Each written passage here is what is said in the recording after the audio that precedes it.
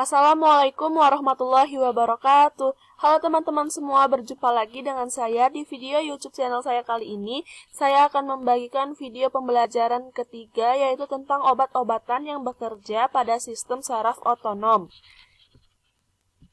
Seperti biasa, saya akan memperkenalkan diri saya terlebih dahulu, yaitu nama saya Tirah Nabilah, kelas B TV Bakti Pertiwi Palembang, NIM 1701011059,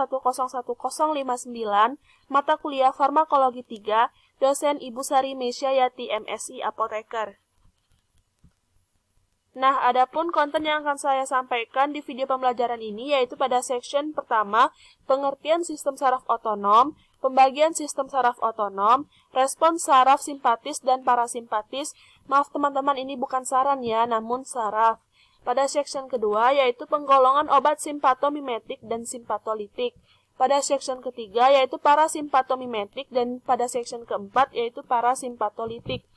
Langsung saja kita akan memulai section pertama ini.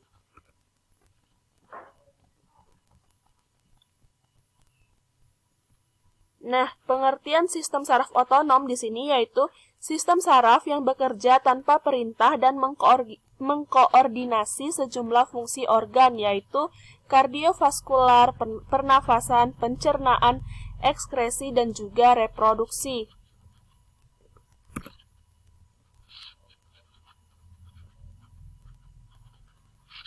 Nah, pembagian sistem saraf otonom yaitu sistem saraf simpatis dan juga sistem saraf parasimpatis. Sistem saraf simpatis yaitu menimbulkan efek eksitasi fungsi organ pada umumnya, mempersiapkan tubuh saat beraktivitas penuh, dan neurotransmitternya yaitu epinefrin atau norepinefrin pada postganglion, asetilkolin pada preganglion.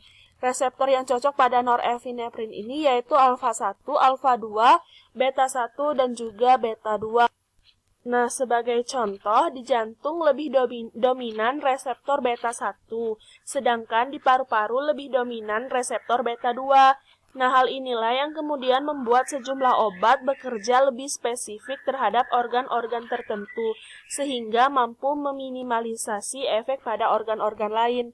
Sedangkan pada sistem saraf parasimpatis yaitu menimbulkan efek inhibisi fungsi organ, bekerja pada kondisi tubuh beristirahat, dan neurotransmitternya yaitu asetilkolin. Sedangkan reseptornya yaitu muskarinik dan juga nikotinik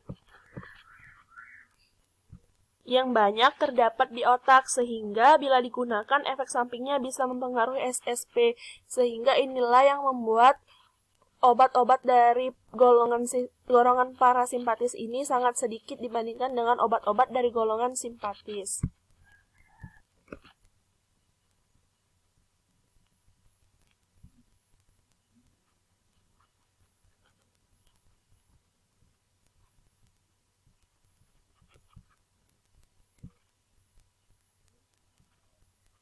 Nah, di sini respon saraf simpatis dan juga parasimpatis. Gambar yang ini yaitu contoh respon dari aktivasi dari sistem saraf simpatis, yaitu melebarnya pupil, meningkatnya pembuluh darah dan detak jantung, menurunkan gerakan peristaltik, dan produksi saliva yaitu sangat sedikit dan kental. Sedangkan respon dari aktivasi sistem saraf parasimpatis yaitu salivanya banyak dan cair, tekanan darah turun, detak jantung juga tidak cepat, dan meningkatkan peristaltik.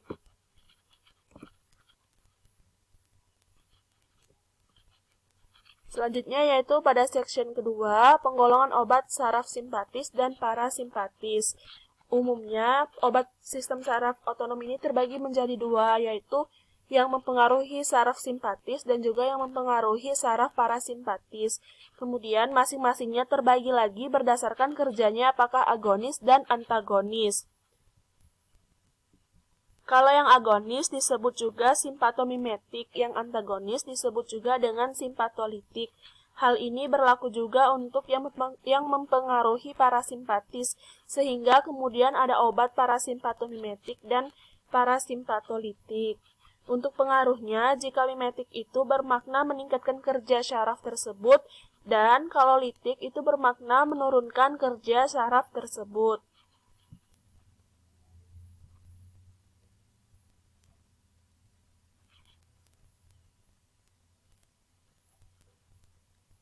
Nah, penggolongan obat simpatolitik.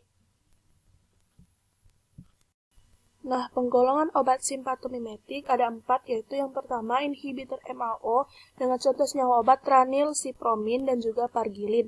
Yang kedua yaitu inhibitor COMT dengan contoh senyawa obat entasapon. Yang ketiga yaitu agonis tidak langsung dengan contoh senyawa obat efedrin, amfetamin, tiramin, dan juga kokain.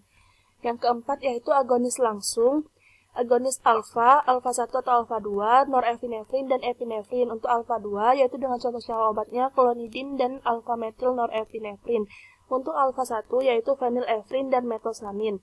Agonis beta 1 atau beta 2 dengan contoh senyawa obat epinefrin dan isoprenalin, beta 2 salbutamol, beta 1 norepinefrin dan juga dobutamin.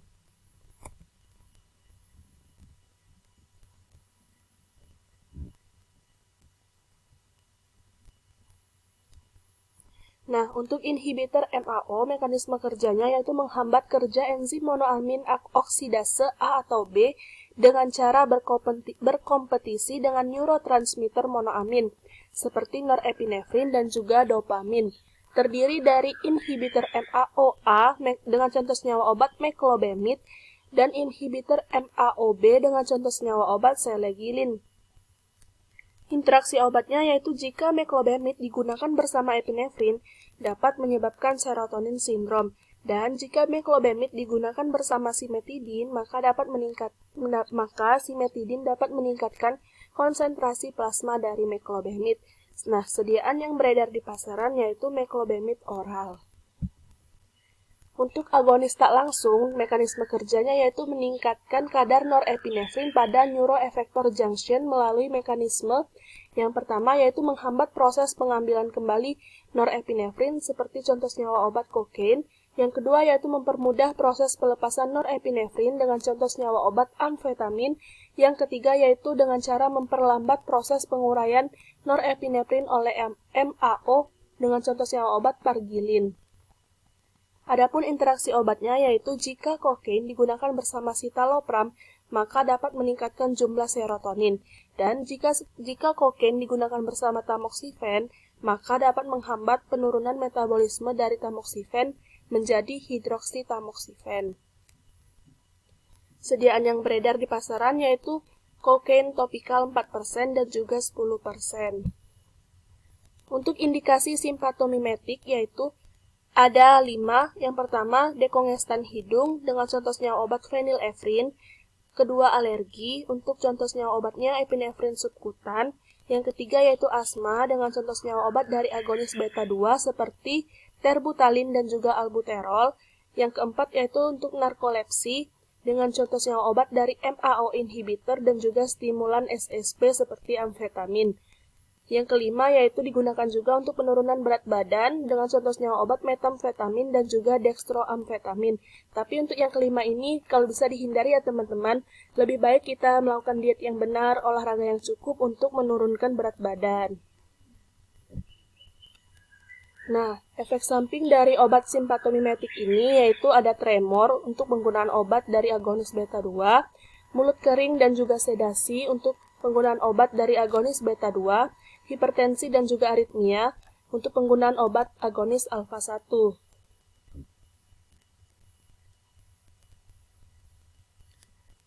Penggolongan obat simpatolitik yang ada 2 jenisnya, yaitu yang pertama dengan menurunkan jumlah epinefrin pada tempat penyimpanannya, neuron. Contoh senyawa obatnya yaitu reserpin, guanetidin, dan juga betanidin.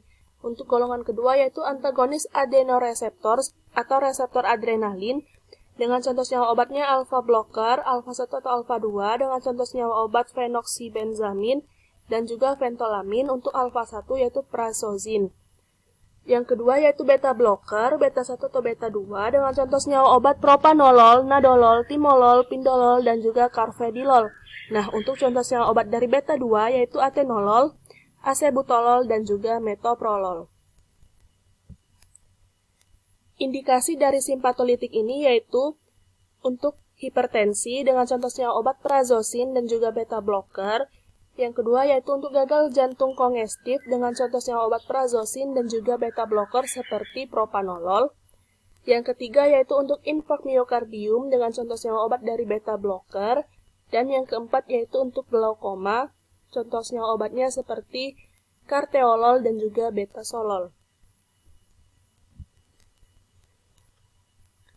Adapun interaksi obat simpatolitik yang pertama yaitu untuk contohnya obat prazosin, jika prazosin digunakan bersama diuretik, maka dapat menyebabkan efek aditif hipotensi. Dan jika prazosin digunakan bersama sildenafil, maka dapat menyebabkan simptomatik hipotensi. Dan jika betasolol digunakan bersama epinefrin, maka dapat mengakibatkan midriasis. Dan jika betasolol digunakan bersama tubokurarin, maka dapat meningkatkan resiko depresi miokard. Dan jika betasolol digunakan bersama alkohol, maka alkohol dapat meningkatkan serum plasma dari betasolol. Nah, sediaan yang beredar di pasaran yaitu untuk prazosin HCl kapsul USP 2 mg, ada juga yang 1 mg. Untuk betasolol yaitu ada Betoptima mengandung betasolol HCl 0,5% dan juga Optibet eye drops 5 ml.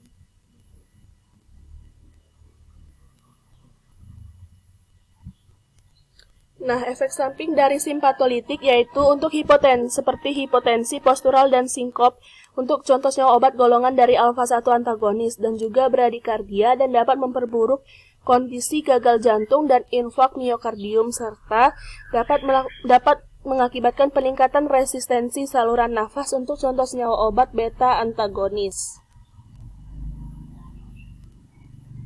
Nah, selanjutnya pada section ketiga ini saya akan menjelaskan tentang parasimpatomimetik.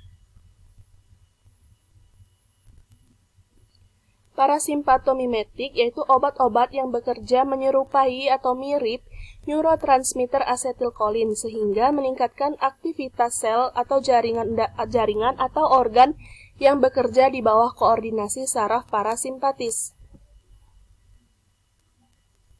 Pembagian golongan obat dari parasimpatomimetik ini yaitu ada parasimpatomimetik langsung dengan bekerja menyerupai asetilkolin sehingga mampu meningkatkan aktivitas organ yang bekerja dalam koordinasi saraf parasimpatis. Contohnya obatnya yaitu karbakol, pilokarpin. Dan untuk parasimpatomimetik tak langsung bekerja dengan cara menghambat enzim asetilkolin esterase sehingga meningkatkan jumlah asetilkolin yang berakibat meningkatnya aktivitas organ yang bekerja dalam koordinasi saraf simpatis. Contoh senyawa obatnya yaitu ada neostigmin, visostigmin yang biasanya digunakan untuk mengembalikan kontraksi otot pasca operasi. Ada juga rivastigmin, donepezil yang biasa digunakan untuk mempertahankan fungsi kognitif pasien Alzheimer.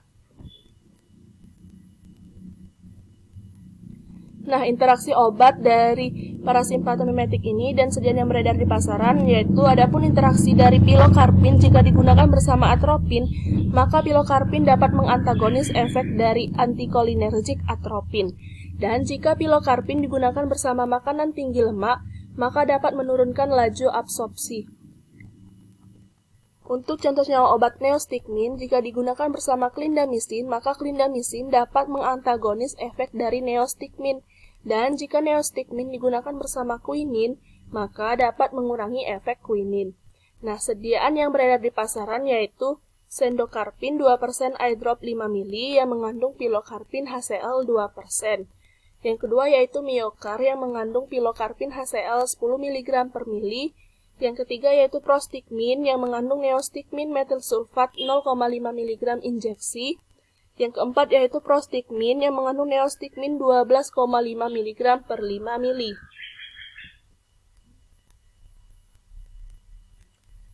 Adapun efek samping dari parasimpatomimetik ini yaitu diaforesis, diare, kram perut, sulit mengakomodasi mata, dan juga hipotensi. Maaf teman-teman jika saya ngomongnya berlibet-libet ya.